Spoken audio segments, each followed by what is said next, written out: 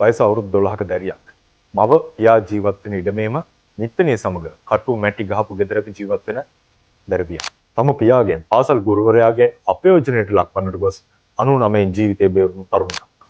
ඒ ලැබූ අත්දැකීම් තුළින් අවසානයේ විෂාදයේ තත්ත්වයට පත්ව ඉතාමත් කලහකාරී දරදඬු තත්ත්වයට පත්වන යුවතියක්. අවසානයේ කවුරුන් හෝ අතින් විනාශ විය. දරුවාගේ පියා ගැන අනෙකේ කිසිම හාංකවිස්සයක් නොදන්නා නමුත් නිමල්ලතා පමණක් දැනගත් ඉතාමත් රහසිගත තොරතුරක්. කුසේ සිටින බිලිදා ඝාතනය කිරීමට පෙරතරන අමානුෂික මවක්. අවසන් හුස්ම පොද ගත් යනතුරු මහ ඇලේ තමන්ගේ දරුවා සිර කර තබා ජීවිතය නැති කළ මවක්.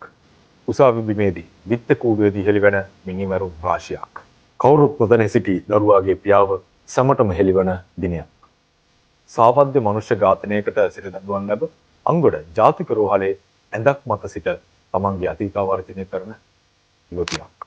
අමිහිරි යට ගියාවක්. ඇය දරා ගැනීමේ ප්‍රතිමූර්තිය බඳුය. ඇය ඉවසීමේ අවසන් රේඛාවක් ප්‍රගුණ කළ අපේ කාලයේ යකඩ ගැහැණිය. කඳුලින්ම සේදී ගිය අතීතාවර්ජනයට පසු නිමල්ලතා සුව වූාද.